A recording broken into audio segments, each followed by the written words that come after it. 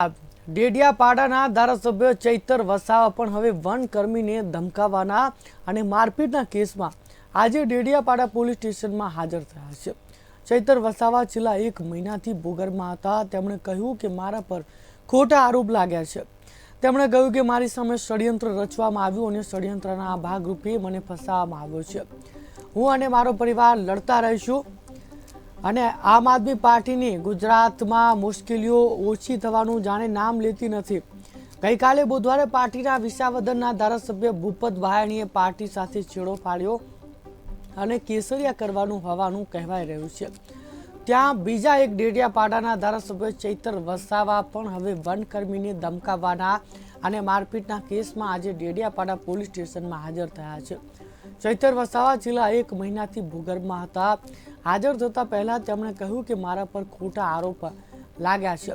તેમણે કહ્યું કે મારી સામે ષડયંત્ર રચવામાં આવ્યું અને ષડયંત્રના ભાગરૂપે મને ફસાવવામાં આવ્યો છે।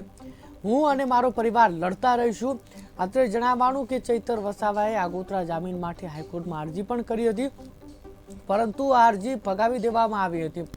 ત્યારે હવે પોલીસ સામે હાજર થવાની ફરજ પડી રહી હતી। છેલ્લા 1 મહિના અને 9 દિવસથી ચૈતર વસાવા ભૂગર્ભમાં હતા। ધારાસભ્ય પર વનકર્મીને ઘરે બોલાવીને ધમકાવીને હવામાં ફાયરિંગ કરી 60,000 રૂપિયા પડાવી લેવાનો આરોપ છે। ડેડિયાપાડાની જંગલની જમીન પર ખેડાણ મુદ્દે ડેડિયાપાડાના એમએલએ ચૈતર વસાવા અને વન વિભાગના કર્મચારીઓ વચ્ચે બબાલ થઈ જતા મામલો બીચક્યો હતો। આ દરમિયાન બીજા અન્ય લોકો સામે પણ બોલાચાલી થતા ડેડિયાપાડાના ધારાસભ્ય ચૈતર વસાવા, તેમની પત્ની અને પીએ સામે ફરિયાદ નોંધાઈ હતી। આ કેસમાં અત્યાર સુધીમાં ચૈતર વસાવાના પીએ, તેમના પત્ની અને અન્ય વ્યક્તિની ધરપકડ કરાઈ છે, જ્યારે ધારાસભ્ય ચૈતર વસાવા અને અન્ય એક વ્યક્તિ ફરાર હતા।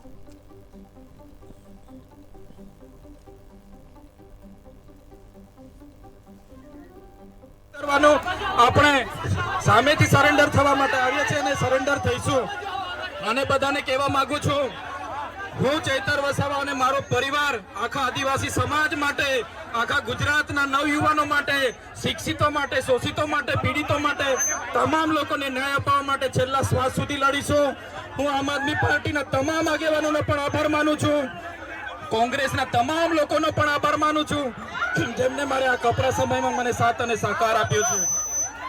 મિત્રો, કાર્યકરો, શાંતિથી આપણે પોલીસ સ્ટેશને જઈશું અને પોલીસ સ્ટેશને હું હાજર થઈ જઈશ અને મને ન્યાય પ્રણાલિકા, ગુજરાત અને દેશની બંધારણથી ચાલતી ન્યાય પ્રણાલિકા પર મને પૂરો ભરોસો છે કે મને ન્યાય પ્રણાલિકા મને આ સંદર્ભે ન્યાય આપશે। ગુજરાતમાં જે રીતે સૌથી નાની ઉંમરના ધારાસભ્ય તરીકે ચૈતરભાઈ વસાવા ગઈ ચૂંટણીમાં 1 લાખ કરતાં પણ વધુ મતથી જીતી આવ્યા, એ નાની ઉંમરના યુવાનની, આદિવાસી યુવાનની જીતના કારણે ભાજપ પાર્ટી જે છે એ બોખલાઈ ગઈ છે અને એમના પેટમાં તેલ રેડાયું છે કે આટલો નાની ઉંમરનો એક છોકરો કેવી રીતે ચૂંટણી જીતી ગયો ભાજપ સામે।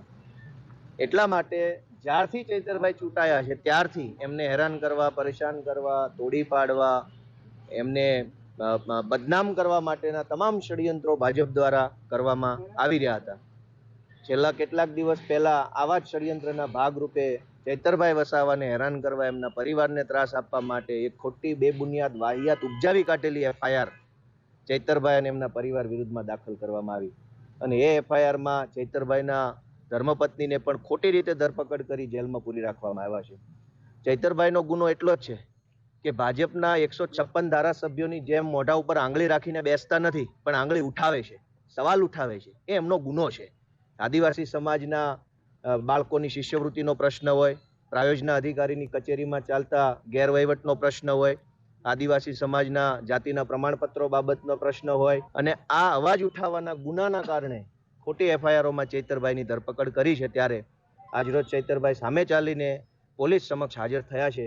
મને એમ લાગે છે કે કાયદાની અદાલતમાં ચૈતરભાઈને જરૂર ન્યાય મળશે। અમે જે અમારા પર ખોટી ફરિયાદ થઈ છે એ બાબતને લઈને આજે અમે પોલીસ સમક્ષ હાજર થવા માટે જઈ રહેલા છે। ત્યારે સૌપ્રથમ 1 મહિના સુધી જે સુખ દુઃખના પ્રસંગોમાં આપ સૌને ત્યાં હું હાજર નથી રહી શક્યો અને આપની સેવાકીય પ્રવૃત્તિ નથી કરી શક્યો, એ બદલ આપ સૌની માફી ચાહું છું।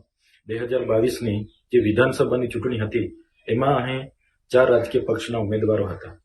તેમ છતાં આટલી નાની વયમાં મધ્યમ પરિવારમાંથી આવનાર યુવાનને જ્યારે 56% જેટલા મત મળ્યા, 1 લાખથી પણ વધારે મત આપીને અહીંની પ્રજાએ મારા પર વિશ્વાસ મૂક્યો, ભરોસો મૂક્યો, ત્યારે ચૂંટાયા પછી જે બીજા ધારાસભ્ય છે જે ઘરે આરામ કરતા હતા એવી રીતે નથી, પણ હું લોકોની વચ્ચે રહ્યો છું. લોકોની જ્યાં પણ તકલીફ હતી ત્યાં ન્યાય આપવાનો મેં પ્રયત્ન કર્યો છે. જ્યારે હું ચૂંટાયો ત્યારે આ ખોટી રીતે ચૂંટાયા ધારાસભ્ય છે એમ કરીને નામદાર હાઈકોર્ટમાં પણ મારું ધારાસભ્ય પદ રદ કરવા માટે એમણે ભાજપના લોકોએ પિટિશન દાખલ કરી. એ કેસ હમણાં સુધી ચાલ્યો અને મને નિર્દોષ કરીને મારી જીત થઈ. ત્યારે આ લોકો કઈ રીતના અમને ફસાવીએ એ ષડયંત્રના ભાગરૂપે આ ખોટા કેસો કરવામાં આવ્યા અને આજે મને અને મારા પરિવારને હેરાન કરવા ઉતરવાનું